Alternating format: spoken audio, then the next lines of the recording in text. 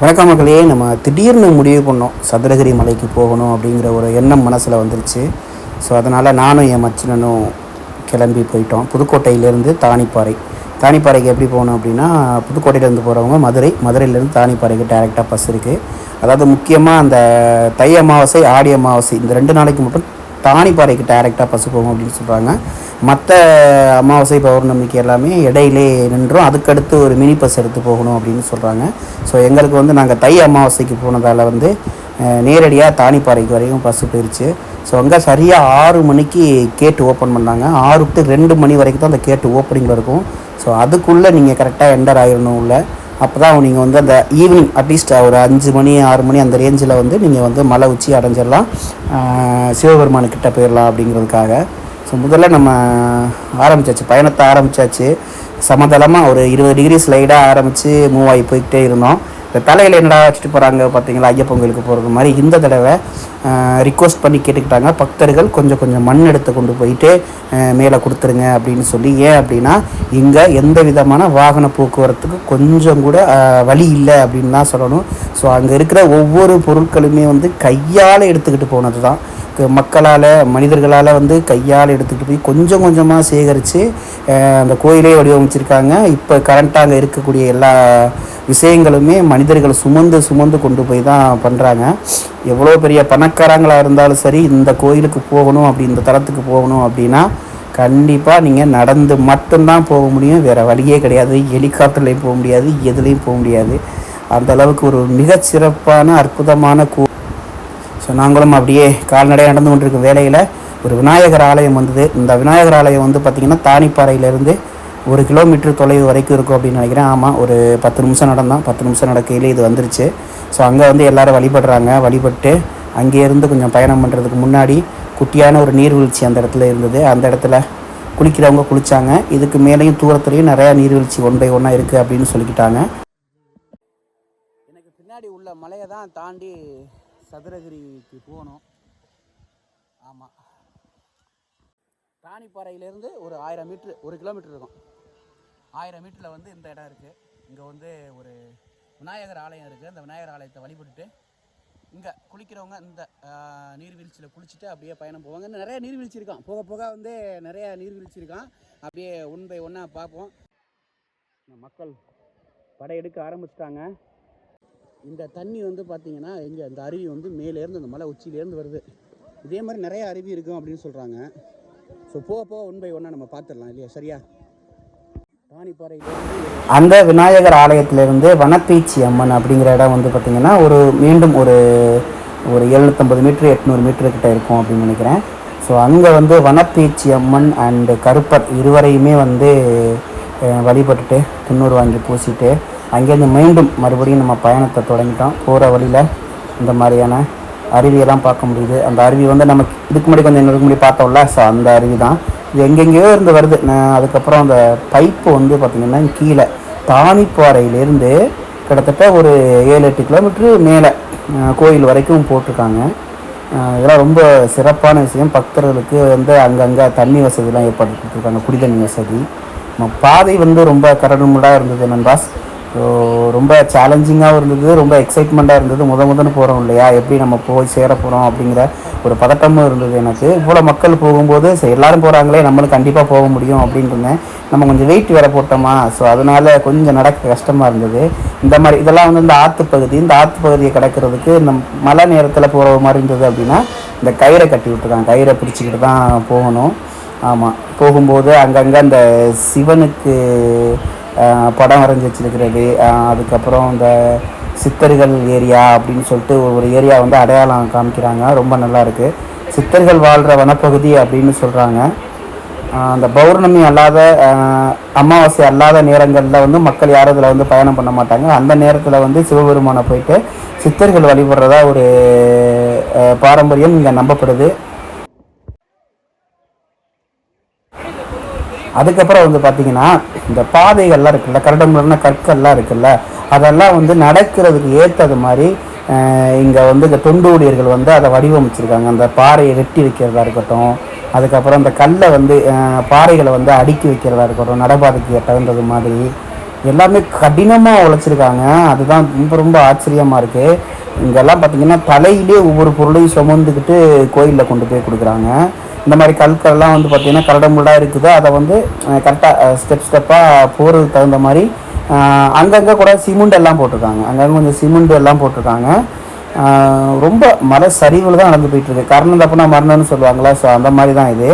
அங்கங்கே நீர்வீழ்ச்சியெல்லாம் பார்க்க முடியுது. அங்கே எல்லாமே போயிட்டு என்ன பண்ணுறாங்க, ரிலாக்ஸ் பண்ணுறாங்க. மக்கள் ரிலாக்ஸ் பண்ணிட்டு குளிக்கிறாங்க. இந்த தண்ணி ரொம்ப ரொம்ப சூப்பராக இருந்தது குளிக்கிறதுக்கு. ஃபர்ஸ்ட் ஆஃப் ஆல் சொன்னேன் இல்லையா, அந்த சிமெண்ட் எல்லாம் வந்து அங்கங்கே போட்டிருக்காங்க. இதெல்லாமே தலையிலே சுமந்து கையால் தூக்கிட்டு போயிட்டு இவ்வளோ சூப்பராக வந்து செஞ்சுருக்காங்க, வடிவமைச்சிருக்காங்க அப்படிங்கிறது என்னோட புரிதலின்படி. ஒரு மலையை கடந்துட்டோம் அப்படின்னு நினைக்கிறேன். மறுபடி கொஞ்சம் சமதெல்லாம் வந்துருச்சு. இது வந்து 2வது மலை அப்படின்னு நினைக்கிறேன். ஸோ 2வது மலையில் நான் கொஞ்ச நேரத்துக்கு முன்னாடி சொன்னேன்ல, அந்த பாறையெல்லாம் வந்து செதுக்கி பாறைகளை வந்து வெட்டி நடப்பாதை மாதிரி அமைச்சிருக்காங்க. அந்த மலை சரிவல்ல பக்தர்கள் வந்து சுலபமாக ஏறி போகிறது மாதிரி.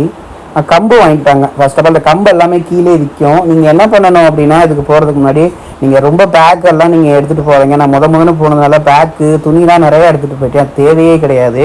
எனக்கு தெரிஞ்சு ஒரே ஒரு மாற்று ட்ரெஸ் மட்டும் இருந்தால் போதும் அப்படின்னு நினைக்கிறேன். லைட், அதாவது ஷார்ட்ஸ் போட்டுக்கலாம், தப்பு கிடையாது. இந்த மாதிரி ஒரு கைலி வாங்கி, லுங்கி வாங்கி, வேஷ்டி, அதாவது இந்த மாதிரி சாமி பக்தி வேட்டி வாங்கி ஒன்று கட்டிக்கலாம். நான் உண்மையிலே ரொம்ப பெரிய பேக்காக எடுத்துகிட்டு போயிட்டு அந்த பேக்கில் அந்த மண்ணு முட்டை வச்சுருக்கோம். என்னோடய வாட்டர் பாட்டில் எக்ஸ்ட்ரா இருந்தது. இந்த சதுரகிரி மலைக்கு போகிற பொறுத்தளவுக்கு எம்டி வாட்டர் பாட்டில் இருந்து போதுமானது. பிளாஸ்டிக் எல்லாமே உள்ளே எடுத்துகிட்டு போக வேணாம். வாட்டர் பாட்டிலாம் அங்கங்கே போட்டுருவாங்க, காட்டுப்பகுதி அசுத்தமாயிரும் அப்படின்னு கேட்டுக்கிறாங்க. ஸோ இதெல்லாம் நீங்கள் பண்ணவே வேணாம். ஒரு வழியாக நம்ம ஒரு அரை மணி நேரத்துக்கு மேலே நடந்து இந்த மாதிரியான இடத்துக்கு வந்துட்டோம். காலையில் சரியாக ஒரு 7:30 மணி ஆயிடுச்சு. இப்போது இந்த இடத்துல நம்ம வந்து குளிச்சுட்டு போகலாம் அப்படின்னு நானும் மச்சினனும் பிளான் பண்ணி தேடிக்கிட்டு இருக்கோம். எந்த ஏரியாவில் போய் குளிக்கலாம் அப்படின்னு. ஏன்னா இந்த ஏரியாவில் தண்ணி வசதி ரொம்ப ரொம்ப அதிகமாக இருக்குது. ரொம்ப சூப்பராகவும் இருந்தது. இங்கே கண்டிப்பாக குளிச்சு ஆகணும் அப்படிங்கிற முடிவுக்கு வந்தாச்சு. நானும் மச்சினனும் ரெடியாக ஆகிட்டோம் குளிக்கிறதுக்கு. கவனமாக போகணும். ஆமாம், ஃபைனலாக நம்ம முடிவு பண்ணியாச்சு. இங்கே தான் குளிக்க போகிறோம் அப்படின்னு சொல்லி. தண்ணி நல்லா வந்துட்டுருக்கு. 3வது நீர்வீழ்ச்சி இது. ஆமாம், இங்கே குளிச்சுட்டு அப்படியே காவி வேட்டி கட்டிக்கிட்டு கிளம்பலாம் அப்படின்ட்டு பயணத்தை இந்த இடத்துல வந்து ஒரு தற்காலிகமாக நிறுத்துகிறோம் அப்படின்னு வச்சுக்கலாம். பக்தர்கள்லாம் போயிட்டே இருக்காங்க.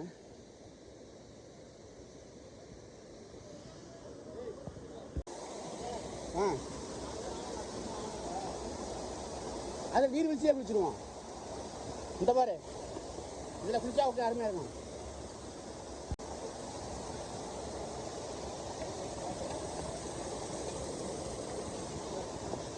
ஃபைனலாக இந்த இடத்த நம்ம வந்து சூஸ் பண்ணியாச்சு குளிக்கிறதுக்கு. இங்கேருந்து குளிச்சுட்டு அடுத்து நம்ம பயணத்தை தொடங்க போகிறோம். கவனமாக தான் போக வேண்டியதாக இருக்குது. காலை வலிக்குது.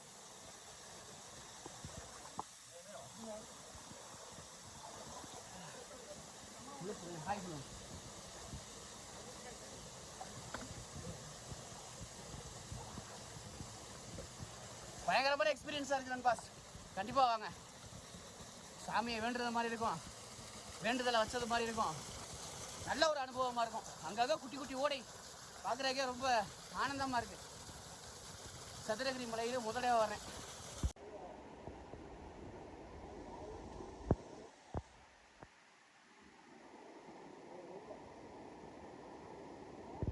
சூப்பராக இருக்கு மாட்டேன். தண்ணி வேற லெவலு. மேலே மனசு கிடையாது. அப்படியே மேலே சூப்பராக இருக்கு மாட்டேன். கை உனக்கு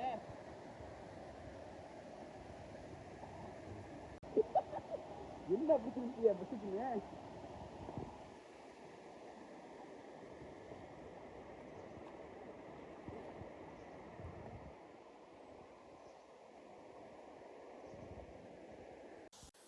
தண்ணி செம்மையாக இருக்குது. வெளியில் வர மனசே இல்லை. ஆனால் ஜில்லுன்னு தான் இருந்தது குளிக்க ஸ்டார்ட் பண்ணும்போது. அப்படியே குளிச்சுட்டே இருக்கும்போது வேறு மாதிரியான ஒரு ஃபீல் நல்லா இருக்குது நண்பாஸ். நீங்களும் கண்டிப்பாக இந்த எக்ஸ்பீரியன்ஸை வந்து பண்ணி பாருங்கள். ரொம்ப சூப்பராக இருக்கும். எனக்கு இனிமேல் எப்போல்லாம் டைம் கிடைக்குதோ அப்போல்லாம் வரணும் அப்படிங்கிற ஃபீல் வந்துடுச்சு. அருவியில் குளிச்சுட்டு மீண்டும் நம்ம பயணத்தை தொடங்கிட்டோம். இனிமேல் ரொம்ப ரொம்ப சேலஞ்சிங்காக இருக்கும் அப்படின்னு சொன்னாங்க. மலை மேலே ரொம்ப ஹைட்டில் ஏறுறது மாதிரி இருக்கும் அப்படின்னு சொன்னாங்க. ஸோ அதுதான் நீங்கள் பார்க்குறீங்க. அப்படியே ஏறி போயிட்டே இருந்தது. அதுக்கடுத்து ஒரு சன்னதி கோயில் வரும் அப்படின்னு, குட்டி குட்டி சுவாமி இருக்கக்கூடிய இடங்கள் வரும் அப்படின்னு சொன்னாங்க.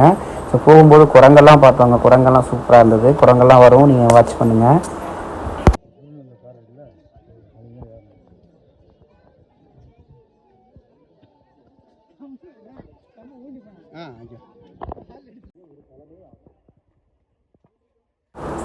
இந்த குரங்கெல்லாம் ரொம்ப ரேராக பார்க்கக்கூடியதான். நம்ம அந்த இடத்த ஏன் காமிச்சோம் அப்படின்னா, அந்த இடத்துல நம்ம துணி ஈரமாக இருக்கும்ல, அந்த துணியெல்லாம் அங்கே வச்சுட்டோம். அங்கே பாருங்கள், இந்த பாப்பா அரிசி மூட்டையை தலையில் தூக்கிட்டு போகிறாங்க. எல்லாமே இங்கே கையால் தூக்கிக்கிட்டு போயிட்டு தலையில் சுமந்து போயிட்டு அங்கே வந்து நமக்கு சாப்பாடுலாம் கொடுக்குறாங்க. உண்மையிலே வீணடிக்காமல் சாப்பிடணும் அப்படின்னு சொன்னாங்க. ஸோ குரங்குக்கு வந்து சாப்பாடு கொடுக்காதீங்க, தின்பண்டங்கள் கொடுக்காதீங்க அப்படின்னு கீழே அடிவாரத்துலேயே கேட்டுக்கிட்டாங்க. பட்டு வருஷத்தில் மாதத்தில் 2 நாள் தான் இங்கே பயணம் பண்ணுறோம் அப்படிங்கிறதுனால எல்லாமே கொடுக்குறாங்க. அதனால் இந்த நம்ம அனுமனும் ரொம்ப சந்தோஷமாக இருந்தாங்க. ஸோ நானுமே பக்கத்தில் என்னால் முடிஞ்சதை வாங்கி கொடுத்துட்டு போயிட்டேன். ஏன்னா எல்லாருமே கொடுக்கும்போது நம்மளும் சும்மா போகக்கூடாது அப்படிங்கிறதுனால. அது பாருங்கள் எவ்வளோ அழகாக க்யூட்டாக வாங்கிட்டு போயிட்டு சாப்பிட போகுது அப்படின்னு சொல்லி. நம்ம கையிலே வச்சுருந்தாலும் பக்கத்துலேயே வந்து உட்காந்து கூட சாப்பிடும் அப்படின்னு நினைக்கிறேன். ஆனால் அதுக்கான டைம் நமக்கு கிடையாது. ஸோ அதனால் டக்கு டக்குன்னு கிளம்ப ஆரம்பிச்சிட்டாங்க. இங்கே பாருங்கள், எல்லாம் மலையில் வந்து ரொம்ப கேர்ஃபுல்லாக தான், கவனமாக தான் போகணும். ரொம்ப கஷ்டமான இடத்துல இந்த மாதிரி கயிறெல்லாம் கட்டி விட்ருக்காங்க. ஸோ அதுக்கு முதல்ல நீங்கள் கண்டிப்பாக கீழே வந்து கம்பு வாங்கிக்கோங்க. வெயிட்டு தூக்கிக்கிட்டு போகாதீங்க அதிகமாக.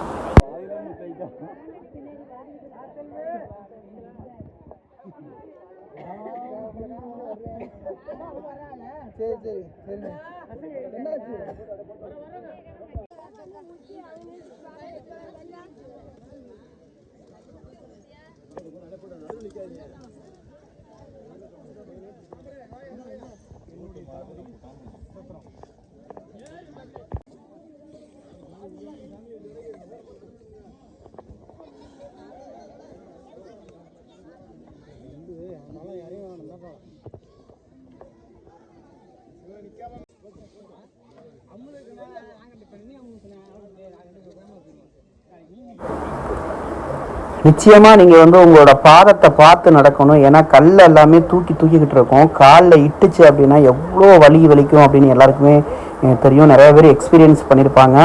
நிறைய பேர் விருதம் இருந்து போகிறாங்க, நார்மலாக போகிறாங்க. அது நார்மலாக ஒரு கோயிலுக்கு எப்படி போகிறோமோ அந்த மாதிரி போனால் போதுமானது அப்படின்னு சொல்கிறாங்க.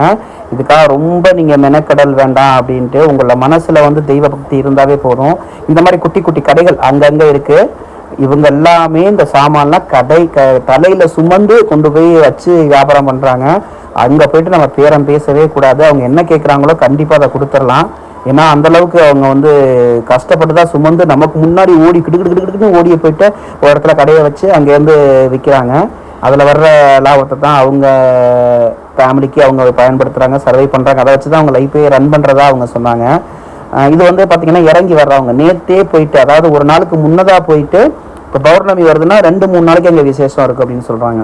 ஸோ அந்த 3 நாளைக்கு அந்த டைமிங் ஃபாலோ பண்ணி போயிட்டு இவங்க இன்னைக்கு காலையில் கீழே இறங்கி வருது. அதாவது 2 மணிக்கு நுழைவாயிலில் ஏற ஆரம்பிக்கிறாங்கல்ல, அவங்க வந்து 6 மணிக்கு ரீச் ஆவாங்க.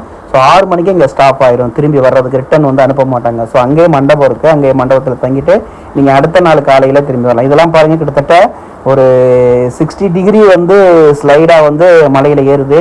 இந்த இடத்துல ரொம்ப ரொம்ப கவனமாக இருக்கணும். மெதுவாக தான் ஏறணும். ஒருத்தருக்கு ஒருத்தர் சப்போர்ட் பண்ணிக்கணும். குழந்தைங்களாம் ரொம்ப சூப்பருங்க. அந்த குழந்தையும் தெய்வமும் ஒன்றுன்னு சொல்கிறாங்களோ, ஸோ அந்தளவுக்கு குழந்தைங்கள்லாம் டக்குன்னு கிட்டுன்னு அவங்க தான் ஏறி முன்னாடி போயிட்டு நமக்கு வழி காட்டுறாங்க. ஆமாம், கிட்டத்தட்ட நமக்கு 2 மலை தாண்டிட்டோம் அப்படின்னு நினைக்கிறேன். 2 தலை தாண்டி 3வது மலை போய்கிட்டு இருக்கோம் அப்படின்னு நினைக்கிறேன். பாருங்கள் எப்படி போயிட்டுருக்குன்னு. இந்த அளவுக்கு தான் மலை பயணம். அப்படியே ரொம்ப எனக்கு சூப்பராக இருந்தது இதை பார்க்குறதுக்கு. இது மறுபடியும் வரணும். இப்போ ரொம்ப ஒட்டில் தான் நடந்து போகிறோம். கரணம் தப்புனா மரணம்னு சொல்கிறாங்களே. ஸோ ரொம்ப அசால்ட்டாகவும் இருந்துடக்கூடாது, தடுக்கி விட்டு ஓரத்தில் போயிடக்கூடாது. அதனால் முடிஞ்ச அளவுக்கு வந்து நீங்கள் ரைட் சைடு ஏறி தான் நடக்கணும். லெஃப்ட் சைடு வந்து அணைச்சி நடக்கக்கூடாது. இந்த மாதிரி ஓப்பனிங் ஏரியாவில் ஓகே, நோ ப்ராப்ளம். பட் சில இடங்களில் பார்த்தீங்கன்னா ஒரே ஒரு கார்னரில் மலை சரிவில் வந்து நடந்து போகிறாங்க. ஸோ அந்த மாதிரி இடத்துல வந்து ரொம்ப கவனமாகவும் உங்கள் குடும்பத்தோடு நீங்கள் போனீங்க அப்படின்னா நீங்கள் பாதுகாப்பாக மற்றவங்களை அழைச்சிக்கிட்டு போங்க.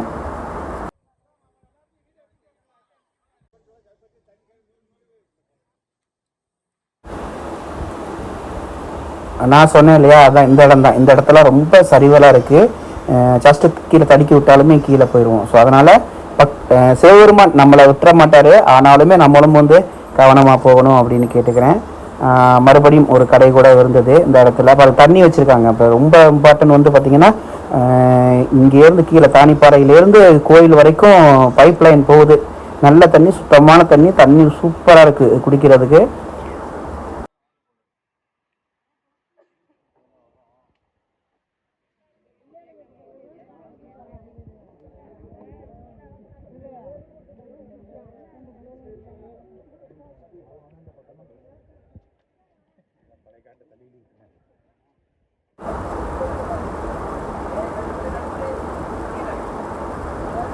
கொஞ்ச நேரத்துக்கு அப்புறம் நடக்கிறதுக்கு எனக்கு ரொம்ப ரொம்ப கஷ்டமாயிருச்சு. அப்புறம் நான் கேட்க ஆரம்பிச்சிட்டேன், என்ன எவ்வளோ தூரம் போகணும், எவ்வளோ தூரம் போகணும் அப்படின்னு கேட்க ஆரம்பிச்சிட்டேன். அந்தளவுக்கு எனக்கு டயர்ட் ஆயிடுச்சு.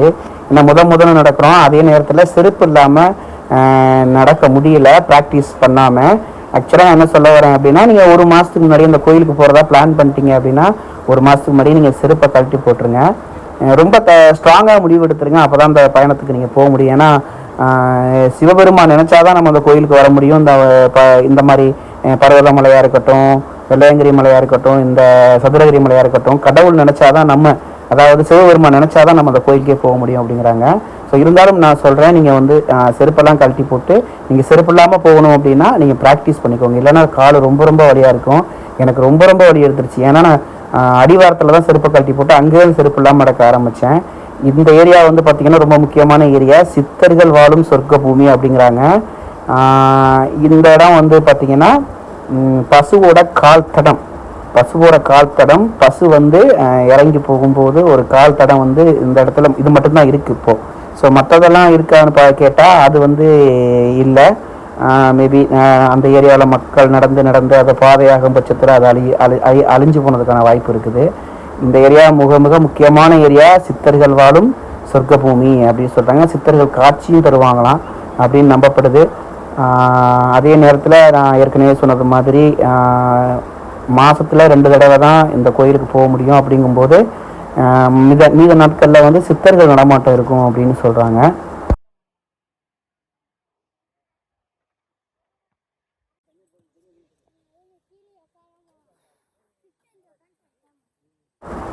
எனக்கு பயங்கரமாக மூச்சு வாங்கிருச்சு. ஏன்னா பேக்கில் வேறு என்னோடய திங்ஸ் இருக்குது, அது இல்லாமல் நம்ம அந்த சேன் வேறு உள்ளே வச்சுருக்கோம். அதனால் எனக்கு ரொம்ப மூச்சு வாங்க ஆரம்பிச்சிருச்சு.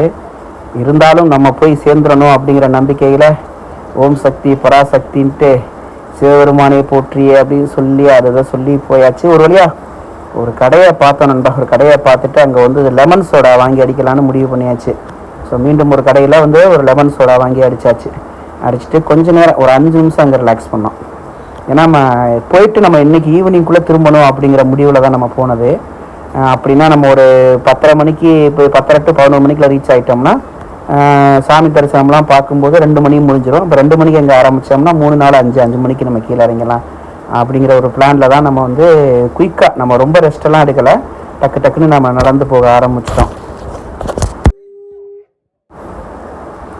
இந்த இடம் வந்து பார்த்திங்கன்னா சரியாக இரட்டை லிங்கம் அப்படின்னு சொல்லிட்டு ஒரு சின்னதாக ஒரு கோயில் இருக்குது.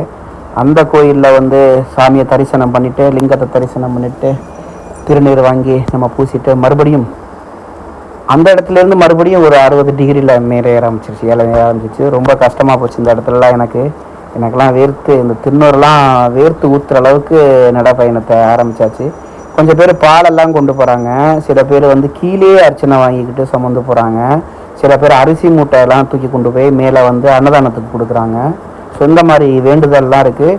முக்கியமாக எனக்கு இது வந்து நம்ம பணக்காரங்கெல்லாம் போய்ட்டு ஒரு வரிசையில் போகிறது, ஏழையாக இருக்கிறவங்க ஒரு வரிசையில் போகிறது, அந்த மாதிரிக்கு வேலையே கிடையாது.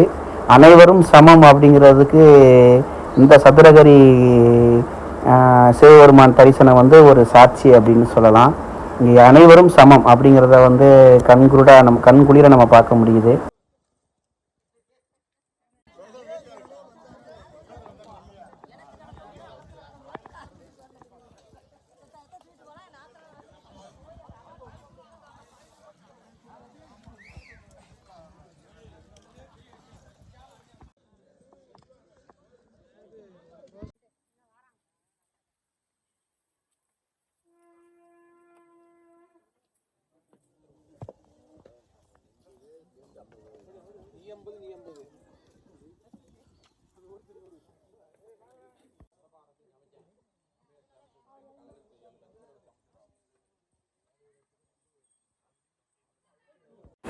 இந்த சதுரகிரி மலைக்கு வர்றதுக்கு வந்து 3 பாதை இருக்குது. ஒன்று வந்து நம்ம வர தானிப்பாறை, இன்னும் 2 வந்து பார்த்திங்கன்னா இந்த போட்டிருக்கு பார்த்திங்கன்னா உப்புத்துறை, மாளிகைப்பாறை அப்படின்னு சொல்லிட்டு 2மே வந்து பார்த்திங்கன்னா தேனி மாவட்டத்தில் இருக்குது.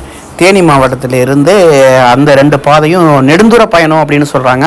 அந்த 2 பாதையும் எப்போ ஓப்பன் பண்ணுவாங்க அப்படின்னு பார்த்தீங்கன்னா உங்களுக்கு வந்து ஆடி அமாவாசைக்கு தான் ஓப்பன் பண்ணுவாங்களாம். அது வருஷத்தில் ஒரு முறை தான் அப்படின்னு சொல்கிறாங்க. ஸோ இப்போ நம்ம வந்து அடைஞ்சு இருக்க இடம் வந்து பார்த்திங்கன்னா பச்சரிசி பாறை அப்படின்னு சொல்கிறக்கூடிய இடத்துல நம்ம வந்து பயணம் பண்ணிகிட்ருக்கோம். ஸோ இந்த இடம்லாம் ரொம்ப கால் வலிக்க ஆரம்பிச்சிருச்சு. நீங்கள் பாதையை பார்க்கும்போதே தெரியும் உங்களுக்கு கால் வலி எந்த அளவுக்கு இருக்கும் அப்படின்னு சொல்லி. அதெல்லாம் ஆண்டவன் மேலே பாரத்தை போட்டுருங்க. எப்படி கஷ்டப்பட்டாலும் நம்ம வந்து இறைவனை போய் பார்த்துடணும் அப்படிங்கிற நம்பிக்கையில் நீங்கள் பயணத்தை பண்ணினீங்க அப்படின்னா கண்டிப்பாக எந்த வழியையும் நீங்கள் வந்து சுலபமாக நீங்கள் வந்து ஏற்றுக்குவீங்க அப்படின்னு சொல்லலாம். ஸோ பயணம் தொடர்ந்துக்கிட்டே இருக்குது. நான் வந்து இந்த காணொலியில் வந்து மோஸ்ட் ஆஃப் த ஏரியாவை உங்களுக்கு அப்படியே நான் கவர் பண்ணிட்டேன். இந்த மரம் பார்க்குறதுக்கு கொஞ்சம் வித்தியாசமாக இருந்தது, பாம்பு வடிவத்தில் இருந்தது, இங்கே பாருங்கள். ஸோ அதனால் இந்த வீடியோ கவரேஜ் பண்ணினேன். இந்த இடம் உங்களுக்கு முக்கியமாக நான் சொல்லக்கூடிய இடம். எனக்கு இந்த இடத்துல பார்த்திங்கன்னா ரொம்ப ரொம்ப டயர்டாயிருச்சு. முடக்கத்தான் சூப்பு அப்படின்னு சொல்லிட்டு கொடுத்தாங்க. ஐயோ, இந்த சூப்பு கண்டிப்பாக நீங்கள் மறக்காமல் வாங்கி சாப்பிட்டே ஆகணும். போகும்போது கைகால் வலிக்கு ரொம்ப ஏற்றது.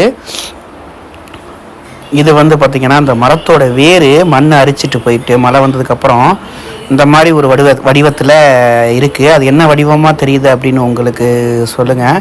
இது வந்து பார்த்திங்கன்னா வனதுர்க்கை அம்மன். வனதுர்க்கை அம்மனை வந்து வழிபடுறோம். எல்லாமே இந்த தண்ணி மழை பெஞ்சால் இந்த இதுக்குள்ள தான் போகும்.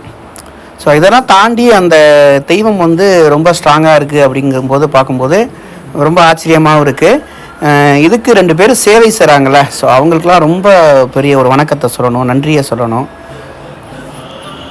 இந்த ஏரியாவும் சொல்கிறாங்க சித்தர்கள் இந்த ஏரியாவிலையும் இருப்பாங்க அப்படின்னு சொல்கிறாங்க.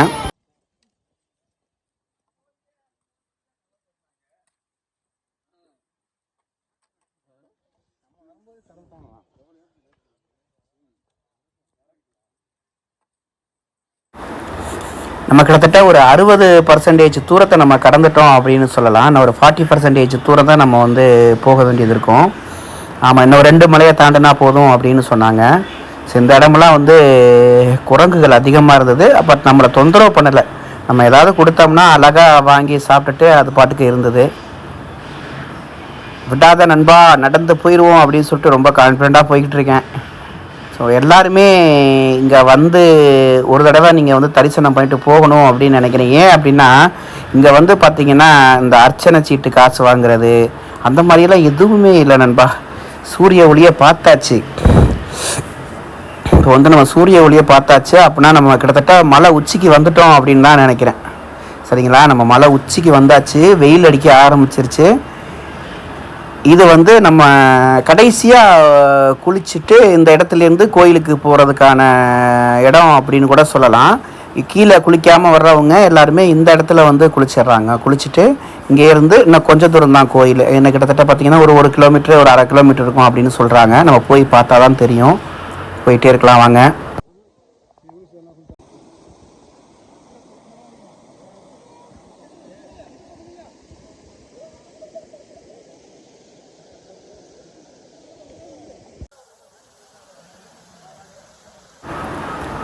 தண்ணி வர்ற வேகத்தை பார்க்கும்போதே தெரியுது நம்ம மலை உச்சியில் இருக்கோம் அப்படின்னு. அப்போனா கிட்டத்தட்ட கோயிலுக்கு பக்கத்தில் வந்துட்டோம் அப்படின்னு தான் நினைக்கிறேன்.